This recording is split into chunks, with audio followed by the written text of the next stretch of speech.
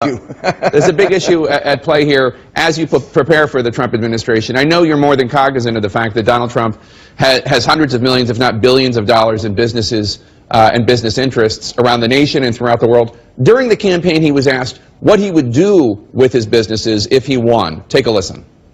If I become president, I couldn't care less about my company. It's peanuts. I have Ivanka and Eric and Don sitting there. Run the company, kids. Have a good time. I'm going to do it for America. Okay? So I would be willing to do it. So you'll put your assets in a blind trust? I would put it in a blind trust. Well, I don't know if it's a blind trust if Ivanka, Don, and Eric run it, but is that a blind trust? I don't know. I'll answer that question. That's not a blind trust. If your kids run your businesses, it's not a blind trust. In a blind trust, there's an independent trustee who takes over your portfolio and directs it without your input or any input from anyone around you. Do you think that to avoid any conflicts of interest, not to mention questions by the public as to whether he's making decisions, at least in part for his own financial reasons, do you think it would be best for Mr. Trump to set up a true blind trust with no involvement from him or his kids? Well, first of all, you realize that those laws don't apply to the president, right? So the president doesn't have to have a blind trust. For some reason, when the law was written, the president was exempt. I think he's in a very unusual situation. He would basically put his children out of work and they'd have to go start a whole new business, and that would set up the whole set of new problems. So it would seem to me that if he set up a situation in which the children were running it, there was a legal or clear document that meant that he would not be involved, he would have no interest in it, he would have no input into it, he would just have a passive interest. That would be the kind of thing that would work here. It's kind of unrealistic to say you're going to take the business away from the three people who are running it and give it to some independent person. And remember, they can't work in the government because of the government rule against nepotism, so you'd be putting them out of work.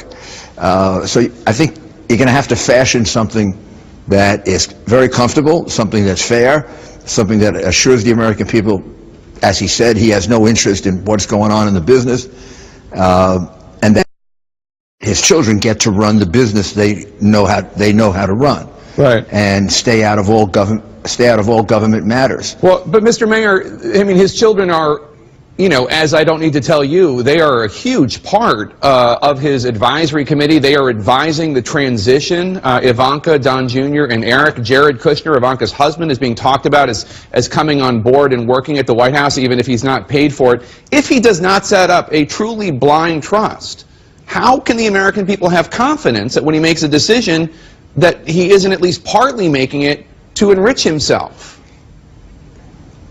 Well, even if he turned it over to an independent trustee and it was the Trump Corporation, you can't, I mean, there's no perfect way to do this.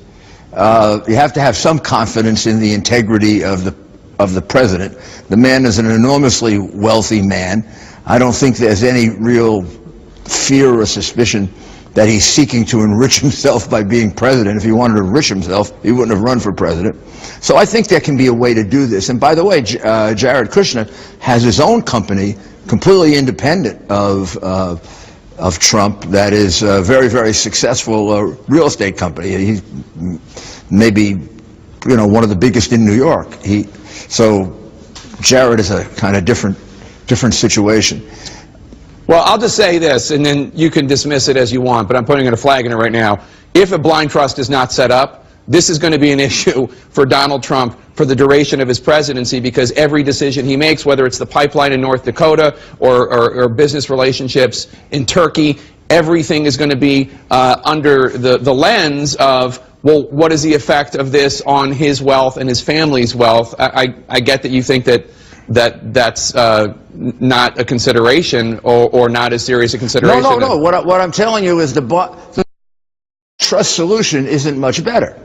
Meaning an independent trustee would run it, and any decision that he made, even if he didn't know it, that helped him, somebody would run it down and say, oh my goodness, he may have made it for that reason. So blind trusts aren't perfect either. So I think it's far better than situation. It's far better than people in his family advising him and then also working on his business. I But think they're not. Once he gets into government, they will not be advising him. I mean, there'll have to be a wall. There'll have to be a wall between them with regard to government matters. And something I'm very familiar with from my days in the Justice Department, which is recusing yourself from decisions that that involve you or any financial matter involving you. All right. Well, if you thought the issues between the Clinton Foundation and Hillary Clinton's State Department were big, fasten your seatbelts. But let's move on. Mr. Trump shook up the Republican primary. Oh, I think, Jake, I think that's a very unfair suggestion. There you were talking about enormous amounts of cash.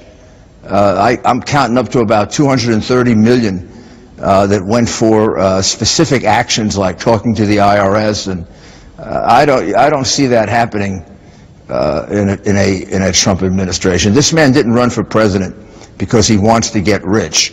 He's rich already. So I don't think you're going to have that happen unless you try to make it happen. All right.